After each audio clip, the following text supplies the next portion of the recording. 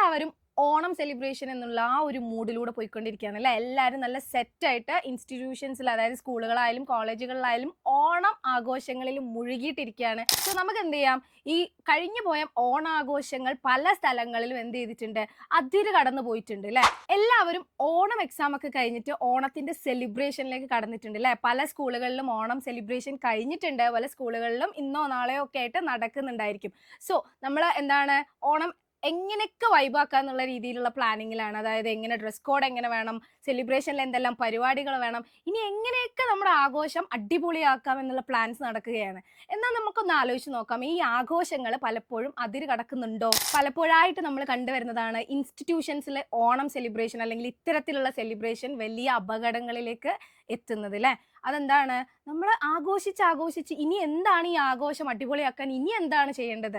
കുട്ടികൾ എന്താ ചെയ്യുന്നത്, ഫയർ എൻജിൻസ് വാടകയ്ക്ക് എടുക്കുന്നു, അതുപോലെ KSRTC ബസ്സുകൾ വാടകയ്ക്ക് എടുക്കുന്നു, അല്ലെങ്കിൽ കുറച്ചും കൂടി അടിപൊളിയാക്കാൻ വേണ്ടിയിട്ട് അവർ ഗ്രനേഡുകൾ യൂസ് ചെയ്യുന്നു. ഇതൊക്കെ പലപ്പോഴും കുട്ടികളുടെ തന്നെ ജീവന് ഭീഷണിയാവുന്നു.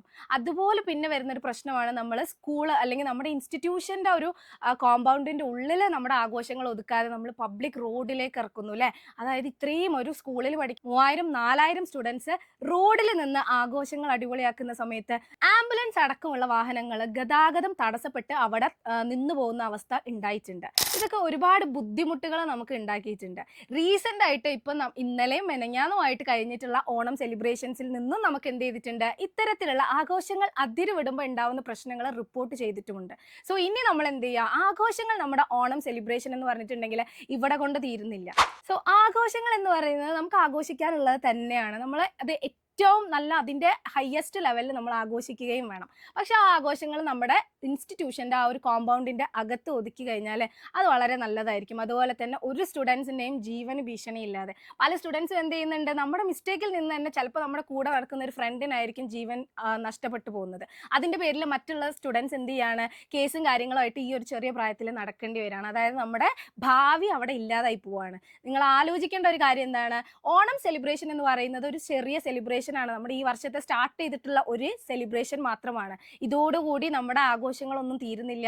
നമുക്ക് ഇനിയും ഒരുപാട് സെലിബ്രേഷൻസ് വരുന്നുണ്ട്. സോ എന്ത് സെലിബ്രേഷൻസ് ആയാലും അത് ഏറ്റവും സേഫ് ആയിട്ട് നമുക്കായാലും മറ്റുള്ള ജനങ്ങൾക്കാണെങ്കിലും ഒരു ബുദ്ധിമുട്ടും ഇല്ലാത്ത രീതിയിൽ ആഘോഷിക്കാൻ വേണ്ടിയിട്ട് എല്ലാവരും ശ്രദ്ധിക്കേണ്ടതാണ് അല്ലേ. സോ ഇത്രയും നമ്മൾ പറഞ്ഞതൊക്കെ എന്താണ്, നമ്മൾ റീസെന്റ് റിപ്പോർട്ട് ചെയ്തിട്ടുള്ള കാര്യങ്ങളൊക്കെ വെച്ച് തന്നെയാണ് പറഞ്ഞത് അല്ലേ. അപ്പൊ നിങ്ങൾ വിചാരിക്കുന്നുണ്ടാവും അപകടങ്ങൾ ഉണ്ടായിട്ടുണ്ടോയെന്ന്. യെസ്, അപകടങ്ങൾ ഉണ്ടായിട്ടുണ്ട്. അതുകൊണ്ട് തന്നെയാണ് നമ്മളിവിടെ പറഞ്ഞിട്ടുള്ളത്.